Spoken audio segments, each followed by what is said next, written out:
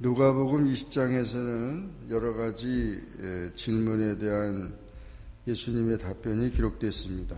그래서 권세가 어디로부터 왔느냐, 또 포도원의 비유를 통해서 말씀하시고, 텍스의 문제, 부활의 문제, 또 그리스도의 다윗의 자손의 문제, 서기관에 대해서 이렇게 예수님께서 말씀을 했습니다. 하루는 예수께서 성전에서 백성을 가르치시며 복음을 전하실 때 대제사장들과 서기관들이 장로들과 함께 가까이 와서 말하여 이르되 당신이 무슨 권위로 이런 일을 하는지 이 권위를 준 이가 누구인지 우리에게 말하라. 그 당시 성전에서 백성을 가르치고 그런 일들을 하는 것은 자기들이 허락이 없이는 아무것도 안 되는데, 불쑥 예수님이 와서 이렇게 백성을 가르치면서 이 하나님 나라를 전파하니까 이들이 그렇게 물은 것입니다. 그때 예수님께서는 요한의 세례에 대해서 얘기를 했습니다. 요한의 세례가 하늘로부터냐 사람으로부터냐. 그 요한의 세례가 백성들은 다 세례 요한의 그 사역이 하나님께로부터 왔다고 믿고 있었는데, 이들은 하나님께로부터 왔다는 사실을 알면서도 그걸 따르지 아니했기 때문에 결국 모른다고 그렇게 말해서 예수님도 모른다고 답변을 한 것입니다. 사실 예수님의 권세는 예수님께서 사역하시면서 말씀하셨지만, 많은 예수님의 권세를, 그 하나님의 그 능력을 가지고 하나님 말씀을 전파하고 봉사하시고 또 가르치시고 또 많은 병든 자들을 고치셨습니다. 때로는 죄를 사하는 그런 권세를 행하시기도 했고, 바다나 바람을 잔잔케 했고, 모든 불치병들을 고치신 것입니다. 분명히 하나님의 능력을 가지신 분이시고 담대히 하나님 나라를 전파하신 것입니다. 마태복음 28장 18절에는 예수님은 하늘과 땅의 모든 권세를 가진 분이라고 말했습니다. 그러므로 예수님은 하늘의 권세로 충만하신 분이기 때문에 예수님 위에 누가 있을 수 없고, 예수님의 그 모든 말씀을 순종해야 되는 것이죠. 그래서 만왕의 왕이 되시고 만주의 주가 되신다. 그렇기 때문에 우리가 참 예수님의 권세에 대해서 묻는 것은 참 어리석은 것이죠. 그래서 우리가 하나님께서 천지 만물을 창조하셨듯이 예수님은 창조주도 되시고 구원주도 되시고, 예수님은 하나님과 같으신 분이신데 이 땅에 육신을 입고 오신 분이기 때문에 육신의 인성의 지배를 약간 받으셨지만, 예수님은 하나님의 권세, 하나님의 능력으로 충만하신 분입니다. 그래서 우리가 따라야 될 분이고 순종해야 될 분이라는 것입니다. 9절 이하에서는 예수님께서 포도원의 비유를 들어서 설명을 더 이어가고 있습니다. 농부들에게 세를 주고 타국에 가서 오래 있다가 와서 소출 얼마를 바치게 하려고 종들을 농부들에게 보냈는데, 그 농부들이 종을 몹시 때리고 거저 보냈다. 다른 종도 보내니 몹시 때리고 능욕하고 거저 보냈고, 세 번째 종을 보내도 상하게 하고 내쫓았다. 마지막에 내 사랑하는 아들을 보내리라. 그랬더니 그 아들은 상속자라고 하고 죽이고 그 유산을 우리 것으로 만들자. 이래서 이 아들을 죽였다는 것입니다. 그러면 이 포도원 주인이 어떻게 하겠느냐. 그래서 이와 같은 이야기는 결국 포도원 주인은 하나님을 말씀하시는 것이고 종들은 선지자들, 또 많은 선지자들을 말하는 것이고 마지막에 사랑하는 아들은 예수님을 말하는 것입니다. 예수님을 보냈는데 십자가에 못 박혀 죽게 만들었거든요. 결국 이 예수님을 보낸 것이 마지막 기회라는 것이죠. 우리가 예수님을 믿는 것이 마지막 기회입니다. 더 이상 기회가 있을 수 없어요. 예수님을 믿는 마지막 기회니까. 예수님을 믿지 아니하면 돌이킬 수 없는 거예요. 심판이 바로 임하기 때문에. 그래서 예수님을 믿는 것은 우리가 열심히 믿어야 되고 놓치지 말아야 돼요. 예수님을 놓치면은 다른 기회가 있을 수 없습니다. 사람들의 죄는 점점 더 가중하게 되잖아요. 그래서 거짓말을 한 번 하게 되면 또 하게 되고 또 하게 되고 죄를 짓게 되면 자꾸 양심이 무뎌져서 사람이 자꾸 타락하게 되는 것입니다. 그래서 우리가 참 죄를 버리고 예수님을 믿음으로 예수님 안에서 우리가 새 생명을 가지고 살아가는 그런 삶이 되어야 된다 하는 것을 보여주고 있습니다. 그리고 이제 22절 이하에서는 그 텍스 문제 가지고 세금 문제 가지고 예수님을 책잡으려고 했습니다. 그래서 가이사에게 로마 황제 가이사에게 세를 바치는 것이 옳습니까? 하나님께 바치는 것이 옳습니까? 그랬더니 예수님께서는 그 관계를 아시고 동전을 가져와 봐라, 돈을 가져와 봐라 그랬습니다. 그랬더니 그 로마 동전에 데나리온에 그 누구의 그림이 있냐 그랬더니 거기 가이사의 그림이 있었어요. 그래서 가이사의 것은 가이사에게 바치고 하나님의 것은 하나님께 바치라고 그렇게 말했습니다. 정말 놀라운 것이죠.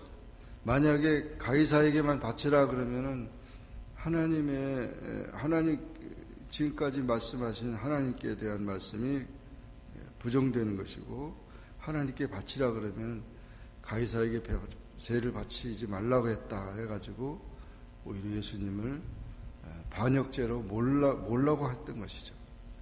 근데 예수님은 가이사의 것은 가이사에게, 하나님의 것은 하나님에게. 그래서 우리가 이 세상을 살아가면서 우리에게 주어진 육신의 그런 지배 또 그런 여건들에 대해서 우리가 할 일은 시민으로서 해야 되는 것이고, 그러면서도 우리는 하나님 나라 시민이기 때문에 거기에 구애받을 필요가 없다는 것이죠. 그래서 우리는 두 왕국에 살고 있는 사람들이다. 그래서 지상에 살고 있고 하나님 나라 왕국에 살고 있다는 것이죠. 27절 이하에서 부활에 대한 문제를 얘기를 하고 있습니다.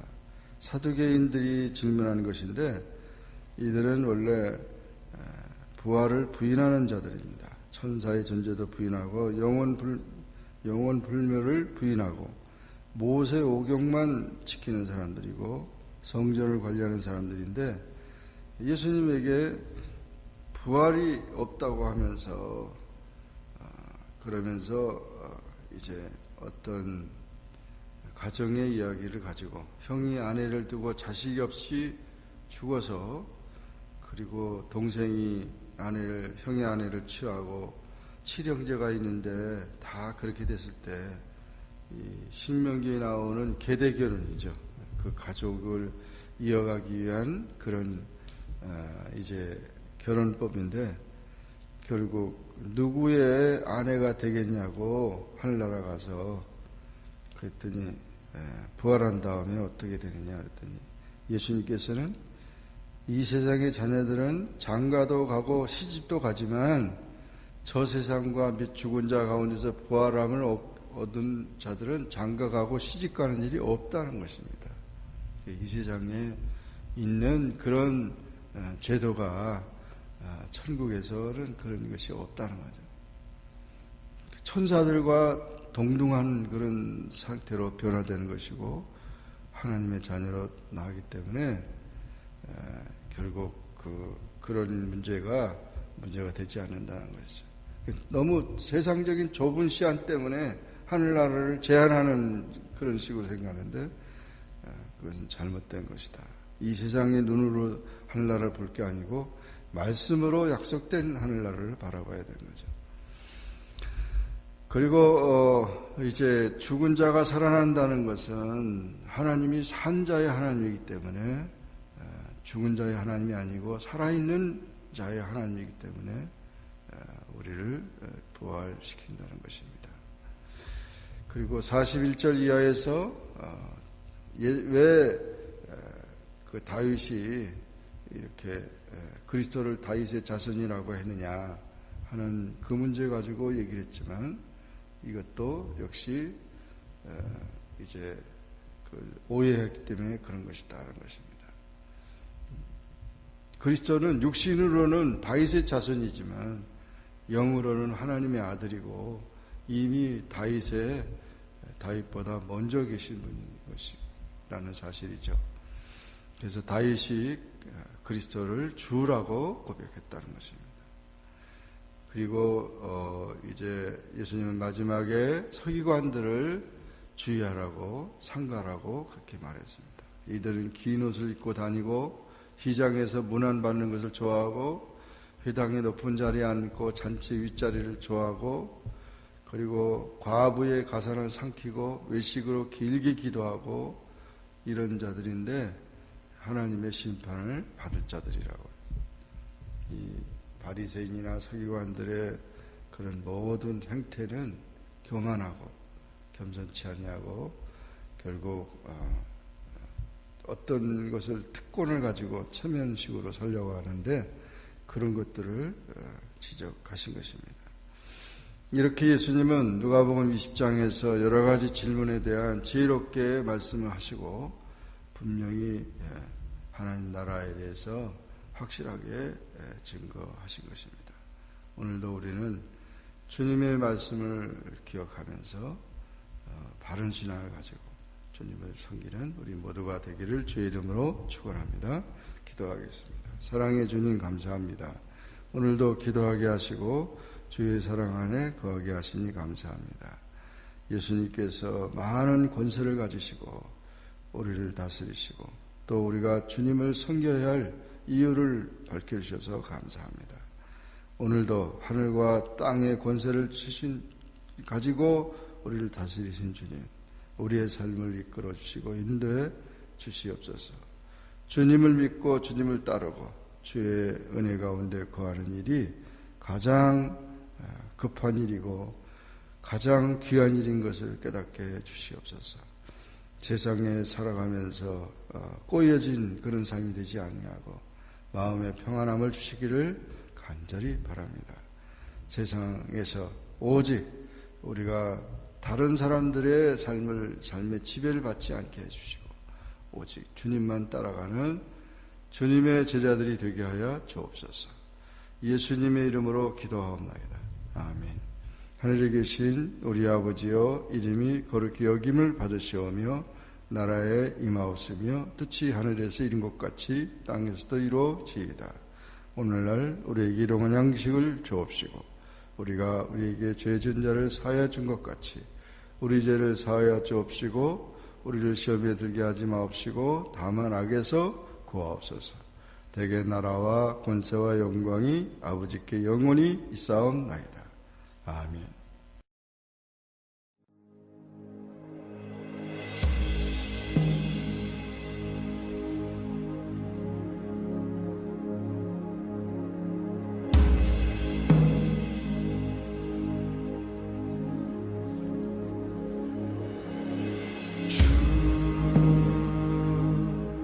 여호와는 광대하시도다. 그 거룩한 하나님 성에서 찬양할지어다.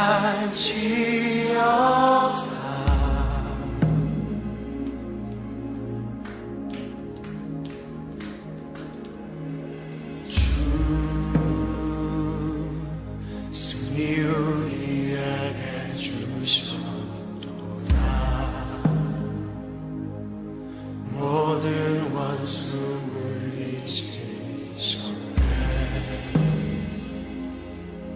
엎드려 절하세.